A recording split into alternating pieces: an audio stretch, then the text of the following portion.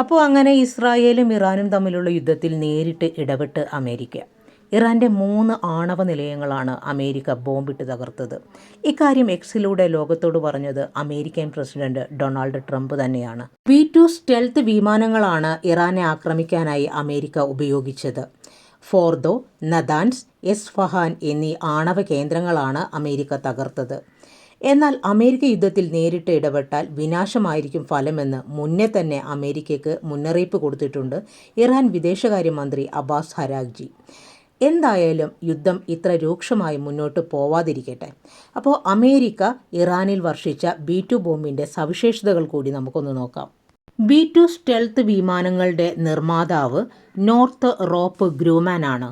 ഏറ്റവും സങ്കീർണമായ ശത്രു പ്രതിരോധങ്ങളെ തുളച്ചു കയറാൻ പ്രഹരശേഷിയുള്ള ബോംബാണ് 30 പതിറ്റാണ്ടുകളായി അമേരിക്കൻ സ്റ്റെൽത്ത് സാങ്കേതികവിദ്യയുടെ നട്ടെല്ലായ B-2 സ്റ്റെൽത്ത് ബോംബുകൾ.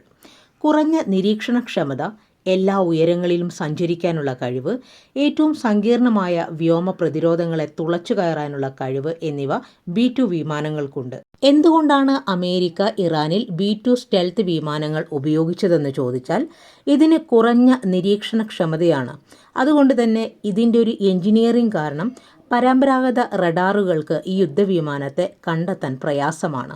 ഇതിൻ്റെ പറക്കുന്ന ചിറകുകളുടെ രൂപകൽപ്പന, റഡാർ ആഗിരണം ചെയ്യുന്ന വസ്തുക്കൾ, കുറഞ്ഞ ഇൻഫ്രാറെഡ് സിഗ്നേച്ചർ എന്നിവ ഏകദേശം 0.001 ചതുരശ്ര മീറ്റർ റഡാർ ക്രോസ് സെക്ഷന് കാരണമാകുന്നുള്ളൂ. അതായത് ഉയരത്തിൽ പറക്കുന്ന ഒരു പക്ഷിയാണെന്നേ തോന്നുകയുള്ളൂ.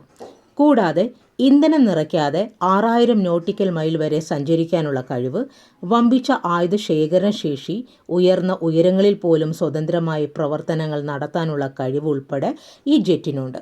കൂടാതെ ആഴത്തിൽ ചെന്ന് ബങ്കറുകളെ തകർക്കാനുള്ള ശേഷിയുമുണ്ട്.